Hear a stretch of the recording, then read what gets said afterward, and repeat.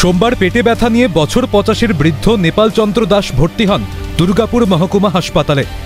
বুধবার সন্ধে হাসপাতালের ছাদ থেকে পড়ে গিয়ে মৃত্যু হয় চিকিৎসাধীন রোগীর।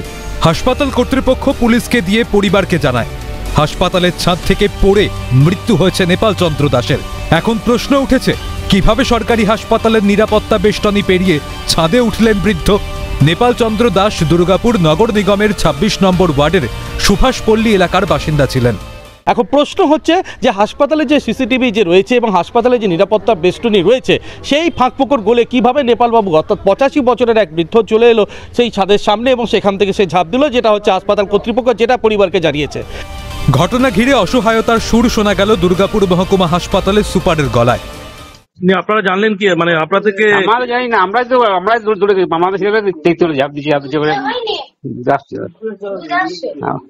এই কি বলে আমরাই তো দেখলাম যে ঝাঁপ দিতে দিত। আমার ছেলেটা দৌড়ে গেল, বাইরে ধরার চেষ্টা করলো, ঝাঁপ দেবেই। পরিবারের দাবি এই মৃত্যুর পিছনে রহস্য রয়েছে। আসল ঘটনা সামনে আনুক হাসপাতাল কর্তৃপক্ষ। হ্যাঁ, সন্দেহ তো হচ্ছে যে কি করে ছাদে গেল উনি, এই বয়স এত এরকম অসুস্থ মানুষ, কিছু তো রহস্য আছে, সে রহস্য খুঁজে বার করতে হবে। এখন কি করে মারা গেল উনি, এরকম ছাদে চলে গেল কেন? সুর চড়িয়েছে গেরুয়া শিবির। স্বাস্থ্য পরিষেবা নিয়ে আরও অত্যন্ত তদারকি থাকা উচিত, নজরদারি থাকা উচিত এবং প্রপার মনিটরিং থাকা উচিত। না থাকার ফলে এই ঘটনাগুলো ঘটছে।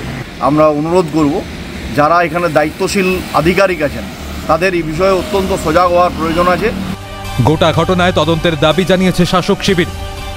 এই যে ছাদে কী করে উঠলো এটাও একটা আমরা পুলিশকে যথারীতি তদন্ত করে এটার ব্যবস্থা করতে বলেছি।